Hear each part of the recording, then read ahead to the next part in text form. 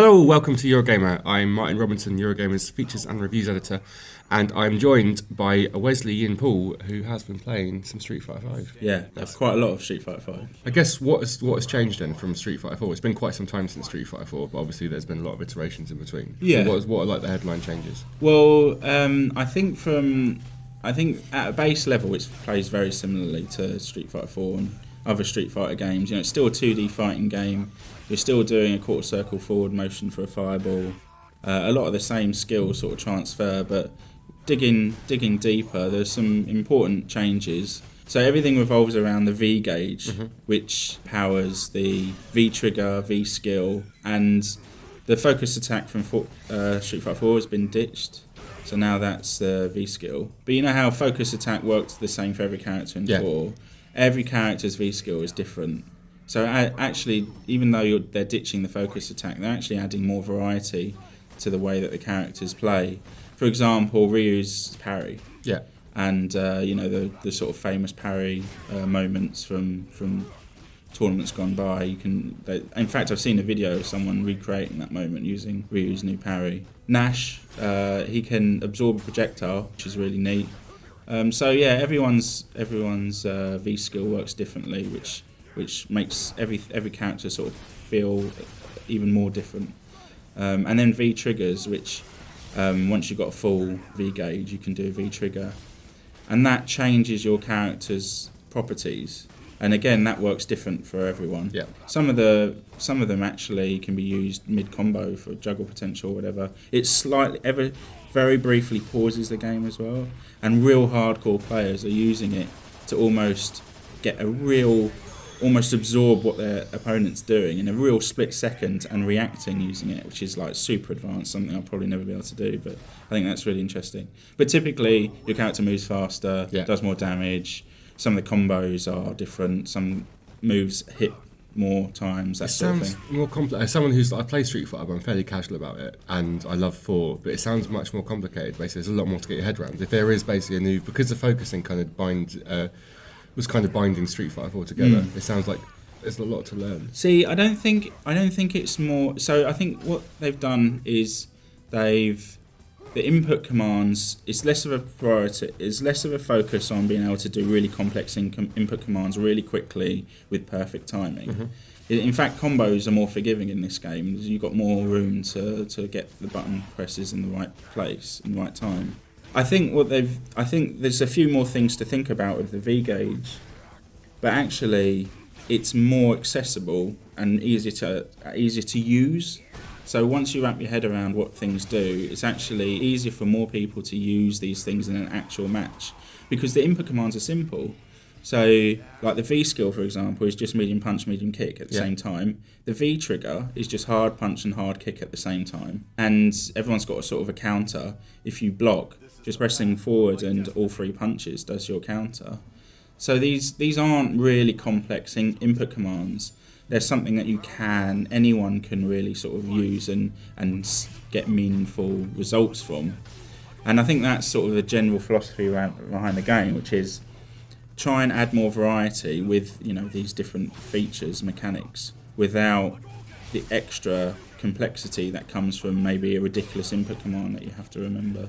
So I actually think it's pretty smart the way they've done it, and then there's certainly more variety and more depth than it seems at first. I think at first some people think in Street Fighter 5 is a bit more basic than Street Fighter 4 in terms of the real high level sort of play. But as people sort of work it out and dig into it, they'll definitely see that depth.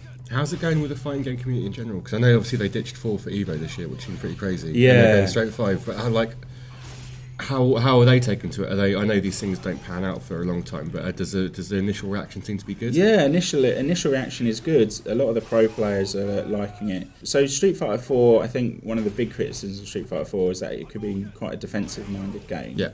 Almost sort of boring to watch at times. You get like sort of a lot of zoning and people sort of trying to manage space, and you get a lot of sort of projectile battles, fireball battles. It could be a bit like... Obviously, when you see amazing players play Street Fighter 4, it looks spectacular, but it was that sort of game. Whereas this game is much more focused on the characters being up close to each other and doing lots of burst damage and high like combos that take off a lot of damage. Like you do a lot of damage in this game, more than Street Fighter 4, and there's a load of other gameplay tweaks that contribute to a feeling that it's just more aggressive and more brutal. So like matches can end a lot quicker in Street Fighter 5 than Street Fighter 4, I think.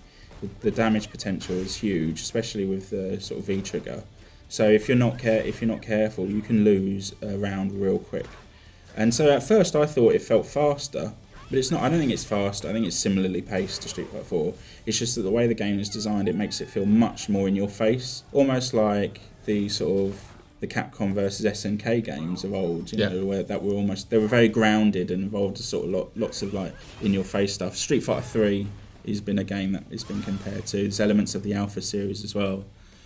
So it's much more aggressive, and I think that's a good thing. That definitely sits well with a lot of people who were looking for something different, substantially different gameplay feel. Is it going to make it different to spectate as well? So it's going to look better. Basically, it's a more spectacular kind of game to watch as well. I think so. Yeah, I think there'll be, you know, again, it's early days, but I suspect that we're going to see some really impressive rounds at Evo this year. Yeah. And there'll be people just completely blow up their opponents, you know, just in the blink of an eye, and it'll be like amazing, spectacular sort of thing. Like even something, not to sort of get too sort of detailed into it, but even like the basic normals like hard kick and hard punch have the potential to completely crumple your opponent if you hit when they're doing their sort of startup animation for their own move. And that leaves them in a sort of sitting duck position where you can then launch into your own high damage combo. And a lot of the game is based around doing that sort of thing where you're sort of poking and doing sort of footsie stuff to try and enable a situation where you can do your own massive combo. And then the damage is such that you can almost like rinse like half-life or 60% from your opponent in one sort of combo. So really aggressive, quite fun. It's a lot of fun actually to get into it. For like casual players though, is it going to be, because when Street Fighter 4 came out, it felt like it went beyond fighting games basically. Like everyone wanted a bit of Street Fighter 4. It was huge. It was like this huge. There was that nostalgia factor, wasn't there? Now is that still there, or is that kind of gone now? I think the nostalgia factor has gone. There'd been such a massive gap between Street Fighter 3 and Street Fighter 4. Yeah. And Street Fighter 3, remember, was a real great game for real hardcore fighting game fans, but it never had the massive appeal of Street Fighter 2. So for a lot of players, they remember playing Street Fighter 2 back in the day on the SNES or the Mega Drive or whatever, and it had been years and years and years since they even thought about playing Street Fighter again, because Street Fighter 3 was just too hard, Alpha series was too hard, and Capcom sort of ran it to the ground with too many games. And so 4 felt really exciting because it was like a return to the glory days of Street Fighter, and it was a great game, really well balanced and just sort of worked like 2. I don't think 5 has that factor, that special sort of X factor to it, at least in terms of the feel of launch. It feels like it's a really great, solid, impressive fighting game, as you'd expect from Capcom. Yeah. But the nostalgia for Street Fighter isn't there. It's not like people are going, oh, I remember doing Fireball in Street Fighter 2, does it still work? You know, they got their fill of that from Street Fighter 4. So. Also, in terms of what's coming out in day one as well, it's a bit limited right now, isn't it? Yeah, the big disappointing thing is that it's a real bare bones launch. I mean, there were 16 characters at launch.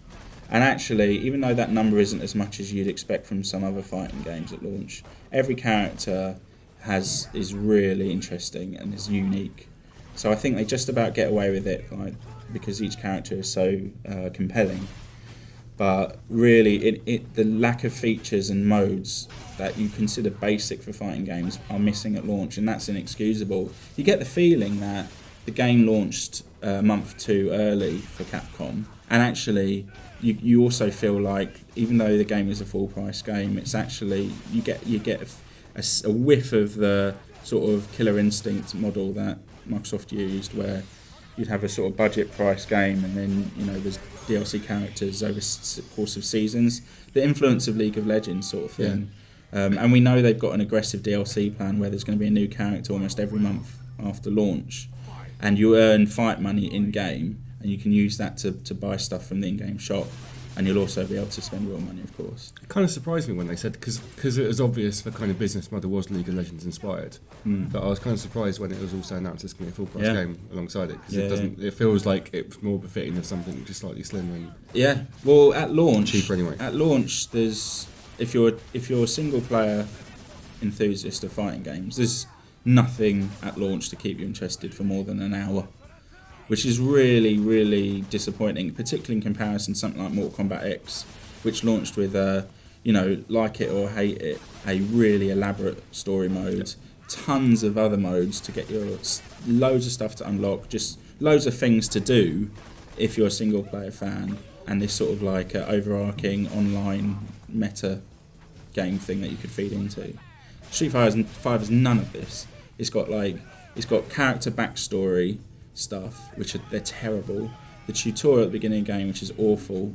There's a survival mode, which is it's just a basic survival mode. You're making it sound great. The training mode is there, which you'd expect, and that's it. You've got online play, ranked and casual.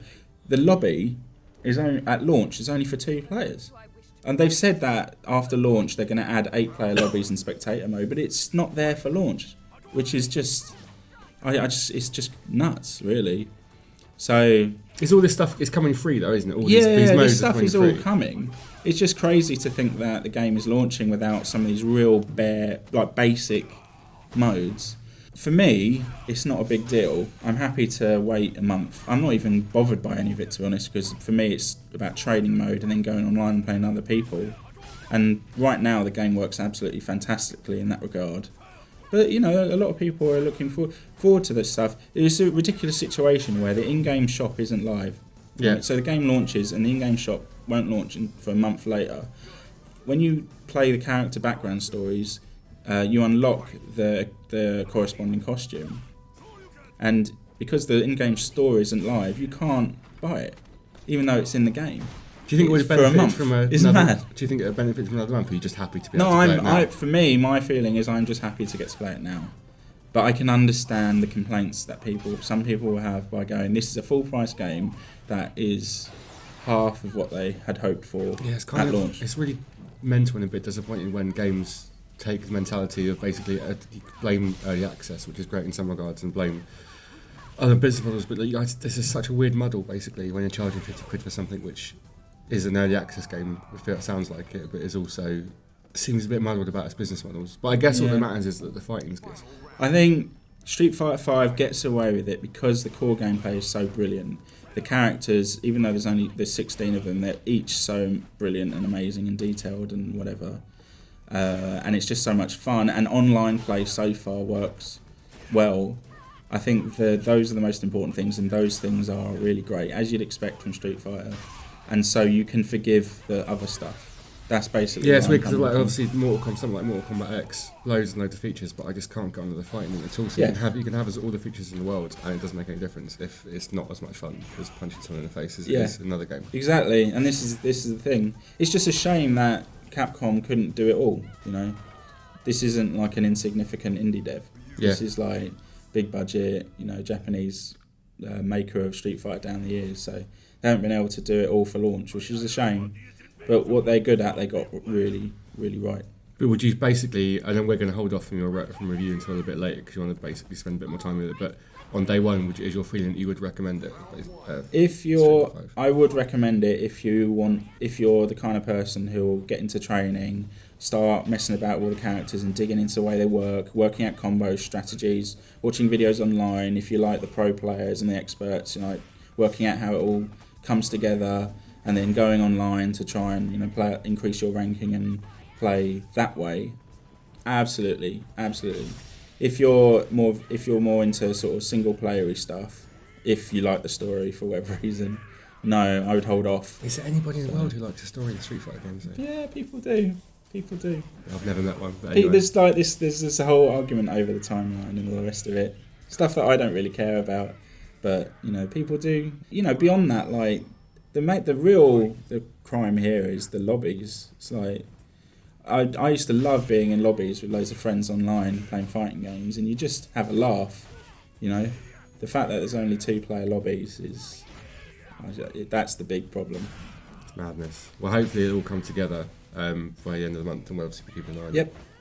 Yep. We shall leave it there, and we'll wrap up our impressions then. Yeah, you'll be able to read Wes's review on the site later this week. But for now, thanks for watching and listening. Don't forget to like and subscribe and all that jazz. And yeah, we'll see you soon. Bye. Bye-bye. Was that right? I think so. Do you? Final Fantasy 15 boy band on tour.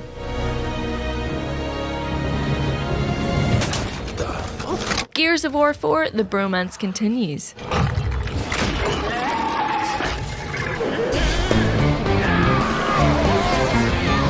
Gravity Rush 2. I hope there are cats in this one.